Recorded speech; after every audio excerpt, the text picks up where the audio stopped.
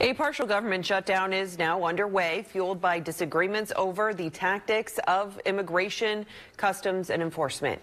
The last full government shutdown lasted more than a month, and with Congress in recess until next week, there's no immediate resolution in sight. Gianna Zhao had a chance to speak with Illinois lawmakers on both sides of the aisle about all of this. The shutdown began Saturday. Democrats are calling for more oversight of immigration officers, like agents' identifications and removal of masks, following two deadly shootings in Minneapolis last month.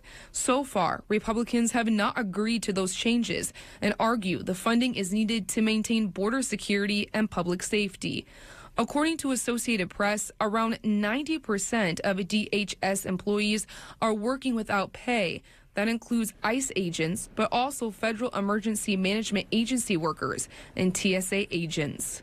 Anybody should be asked to work without pay because the politicians in Washington can't get the job done. We need to come back to Washington, D.C. and to pass that appropriations bill to fully fund DHS. Sorensen says transparency and accountability in immigration enforcement are important.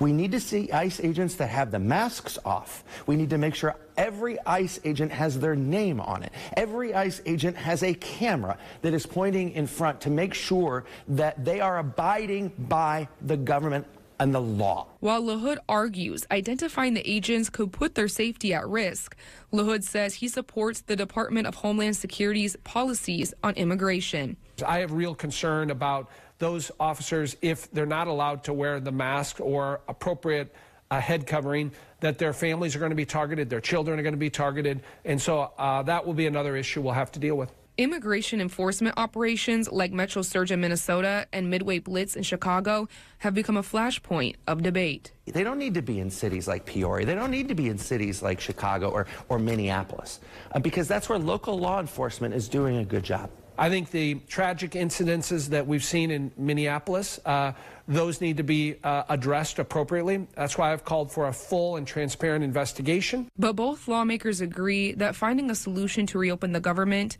is a top priority. So that we can come to the table and get this done so that we can secure the border and make sure that neighbors in my community aren't scared because their skin color is different. These are important federal government workers. We need to fund them, and I look forward to being engaged at every level to get that done. In Peoria, Gianna Zhao, 25 News.